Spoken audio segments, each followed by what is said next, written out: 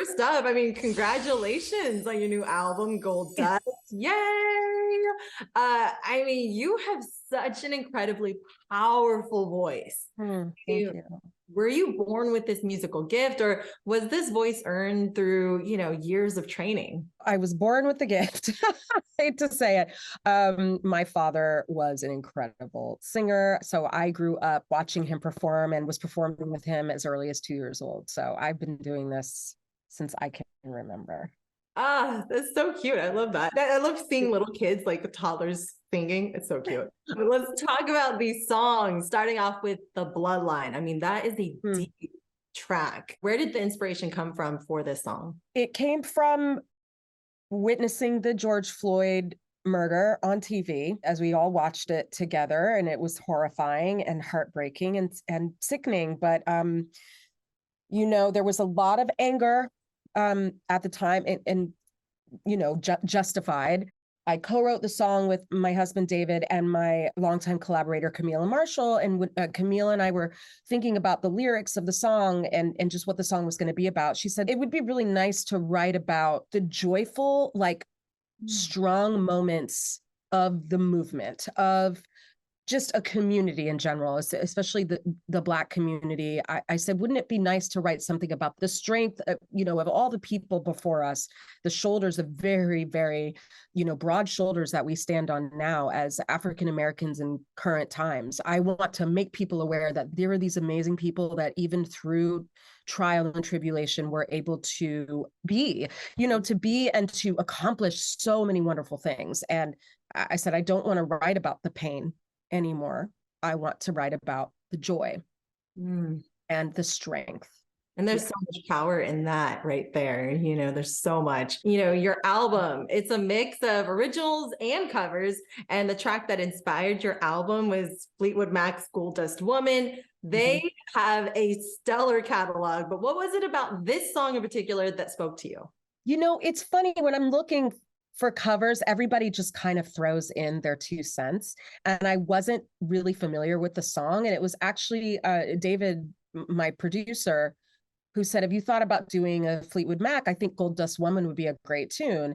And when I listened to it, I didn't immediately connect, of course I did my reading about what the song was about. So I couldn't really relate to a lot of it. When I'm doing a cover, I will take it out of context and put it into my own experience and my life. What does Gold Dust Woman mean to me, as opposed to what did it mean to Stevie Nicks? And I also just didn't want to sing it like that.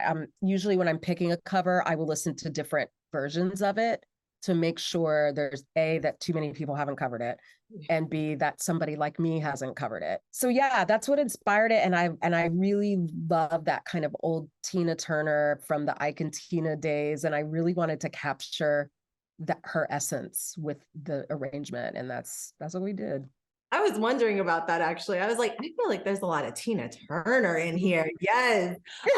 And you kind of alluded to this, but when you're choosing a cover song, how much of a push and pull is it for you to kind of keep that original feel versus putting your own personal spin on it? I mean, there's been a few times that we've done covers one way and I've tried them out in a live setting. And I'm just like, I'm just not feeling that. And I almost want to drop the tune and then we go back to it and try again. And that happened with Gold Dust Woman. We tried a couple different versions and I was just like, I'm just not feeling this. I'm not feeling this. And we kind of figured it out in a rehearsal with the band. What does this album mean to you personally? Oh my gosh. To me, it represents growth.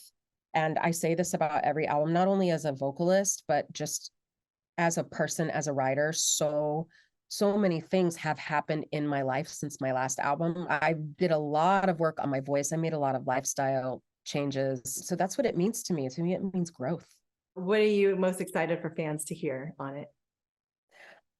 Track 10, the very last track. And I'm still old school with music. I'm not a big fan of singles. I really want to hear an entire album because I think it represents what's going on inside the artist's head, especially the order of songs. I think is important. And a lot of times, you'll hear albums and those last 4 songs are just kind of like B-side tracks. sorry, B-side. I'm really throwing it back. I'm really showing my age right now. So but yeah, I don't want the last song to be the song that was like, oh yeah, we have a 10th track, throw this on. Like, to me, it's such a great representation of my signature sound. Mm. And I mean, your sound, it's very eclectic, your whole body of work. I mean, what do you think accounts for you having such a diverse musical palette? I think being a Libra and not being able to just do one thing one-sided, maybe it's that. If you believe in astrology, and I just get bored. It's kind of like with work, like a workout. Like I'll run for a couple of years and then I'm like, okay, I want to do Pilates now. Like I just changed my mind. I just, for me, I like to make records that I would want to listen to. Mm. And I think So it's such a representation of the human experience because we're all multifaceted beings. So I we aren't mean, one thing, we're multiple. So I love it. I love that. yes. You've had a ton of success in the theater world, including appearing on Broadway in Hairspray in the musical. How have those experiences influenced your work? I think that and it's crazy to say this for anyone who has dreams of being on Broadway or is in school working very hard. But for me, Broadway was my training grounds. I was kind of thrown into boot camp. I was in the original cast of Rent and was very young.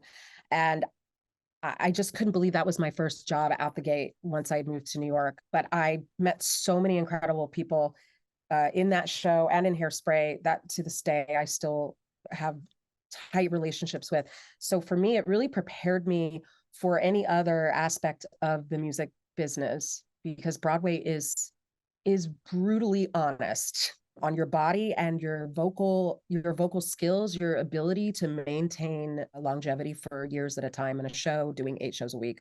So I'm so incredibly thankful that that's where my professional career started.